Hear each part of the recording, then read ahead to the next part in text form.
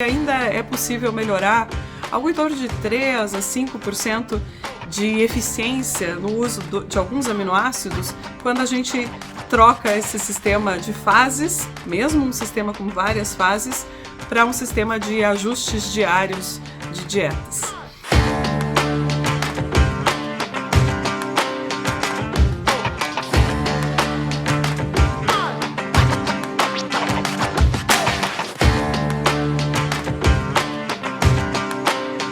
Olá, seja muito bem-vindo a mais um Minuto Agro do Presente Rural. Hoje a professora Inês Andretta vai nos falar sobre a aplicabilidade da alimentação com ajustes diários na fase de recria e terminação. Olá a todos, muito obrigada pelo convite, pela oportunidade de estar aqui e de conversar um pouco sobre esse assunto que eu acho que é bastante interessante, que são as possibilidades de ajustes que a gente ainda tem dentro do cenário de alimentação de suínos no período de crescimento e de terminação. Bom, esse é um assunto importante, né? Principalmente pelo volume de recurso que a gente destina para essa fase. Ela é uma fase longa, né? Uma fase que a maior parte da vida dos suínos que vão para abate vai estar dentro dessas duas fases e em que o animal também está crescendo e está consumindo mais ração. Então, do ponto de vista de volume de ração que a gente utiliza dentro de uma fábrica de ração, por exemplo, uma boa parte do tempo lá das pessoas, né, do recurso daquela fábrica, vai ser destinada para essa fase de crescimento e terminação. Bom, essa é uma fase relevante, né, nessa questão de uso de recursos e com certeza ela é uma fase em que já se melhorou muito as práticas alimentares que a gente tem hoje, né, especialmente aqui no nosso país, são práticas já muito precisas em relação, por exemplo, ao que se fazia 10 anos atrás, 20 anos atrás. Hoje a gente conhece muito mais do perfil desses animais, né, no sentido de do que realmente eles estão precisando receber em cada momento da vida deles, né.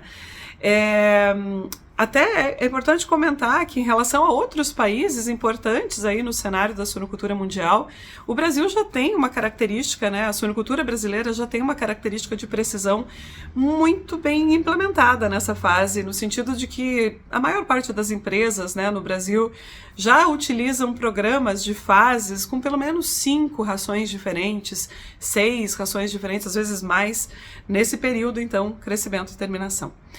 Por que esse número é importante, né? E por que eu estou chamando a atenção dele, né? Dizendo que o Brasil já faz um trabalho muito bem feito em relação a outros países que, por exemplo, usem 2, 3 rações ou 4 rações, né? Números menores, portanto, aí de fases dentro desse período. Bom, porque na prática a gente consegue, né, usar um número determinado de fases e de rações diferentes, mas na teoria, né, cada dia que passa o animal está tendo uma exigência nutricional diferente, ele está precisaria receber uma quantidade diferente de aminoácidos, de minerais, de energia e assim por diante. Por que isso? Porque cada dia o suíno consome uma quantidade diferente de ração, porque a cada dia ele ganha uma quantidade diferente de peso e porque nesse peso que ele ganha, nesse crescimento que ele faz durante um dia, ele está colocando quantidades diferentes de tecidos, né? Então o ganho proteico de um suíno, ele vai diferir ao longo do seu crescimento. O ganho de gordura desse suíno também, ele vai diferir ao longo do crescimento. A gente tem as curvas, né, de crescimento e geralmente as curvas de alimentação são programadas para estarem mais próxima possível, né, dessa curva de exigência do animal. A questão toda é que a gente vai usar um determinado número de fases, como eu falei, 5, 6 fases, mas, como eu disse, na teoria, cada dia o suíno precisaria receber uma ração diferente, né? Ele tem uma exigência diferente. Se a gente quisesse ser 100% preciso, a gente deveria pensar talvez até em turnos diferentes, né? Existem trabalhos mostrando isso, que os perfis anabólicos e catabólicos do animal mudam de manhã, de tarde, né? Mais próximo ou mais longe dos períodos de alimentação, por exemplo. Então essa variação, né? Ela é uma variação nas exigências que é completamente dinâmica. diferente a cada momento da vida do animal. A gente usa as fases de alimentação porque é onde a gente consegue chegar, né? Do ponto de vista de logística, uma fábrica de ração, um programa de alimentação não pode ser pensado com essa característica, uma ração por dia, porque seria impossível ter isso logisticamente funcionando, né, dentro de um sistema grande de produção. Nesse sentido, alguns sistemas, né, têm sido propostos, é claro que eles não são aplicáveis ainda para toda a suinocultura, mas para uma boa parte da suinocultura eles já são possíveis de serem implementados no sentido de diluição de dietas.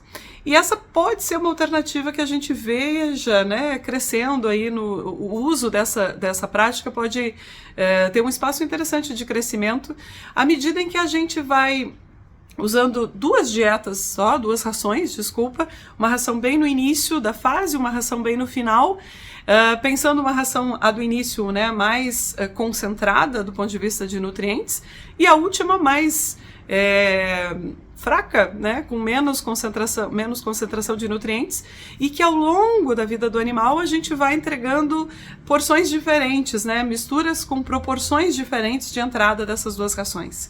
Então, no início da fase, uma dieta, né, 100%, uma dieta muito concentrada, muito rica em nutrientes, e à medida em que vão passando os dias, gradativamente a gente vai incluindo essa segunda ração com uma concentração menor dos nutrientes, fazendo uma curva de fato dinâmica, né, e a cada momento da vida do suíno entregando algo mais próximo daquilo que ele realmente precisa. Para implementar isso, a gente precisa de equipamentos, para implementar isso, a gente precisa de conhecimento daquele rebanho, né, das exigências de fato daqueles animais. Os equipamentos hoje eles estão chegando, né? Eles estão presentes inclusive em várias granjas, robôs alimentadores, sistemas de alimentação de misturas secas ou úmidas dentro das granjas de suínos também estão presentes. E a gente pode, né, imaginar que isso guarda um potencial interessante para a gente melhorar o que a gente já faz bem, né? A gente já tem uma nutrição bastante precisa, mas ainda tem um espaço de melhorar um pouco mais. Os projetos que a gente tem rodado, né, mostram que ainda é possível melhorar algo em torno de 3 a 5% de eficiência no uso de alguns aminoácidos quando a gente troca esse sistema de fases, mesmo um sistema com várias fases, para um sistema de ajustes diários de dietas. Quando a gente torna os animais mais eficientes do ponto de vista de uso do alimento em que a gente entrega para eles, né, no sentido de que a gente produz a mesma quantidade de suíno, mas com menos ração, a gente está tornando o sistema mais inteligente, né, no sentido de uso de recursos, de impacto ambiental, de pegada de carbono, de pegada, né, do custo de produção como um todo, inclusive essa parte ambiental que eu mencionei. Então, essa é uma possibilidade, talvez nos próximos anos, e espero que nos próximos anos a gente possa ver isso com mais frequência no campo. E é importante né, mencionar que ela é uma possibilidade que já vem sendo estudada, e aqui no Brasil também, por várias indústrias, inclusive, e por várias universidades. Obrigada pelo espaço, obrigada pela oportunidade de estar com vocês de novo, e um abraço a todos. Espero que a gente possa se encontrar em breve para discutir mais sobre esse e outros assuntos. Até mais. Está gostando do Minuto Agro? Quer ter mais informações sobre este e outros assuntos? Continue a nos seguir através de nossas redes sociais. Até a próxima!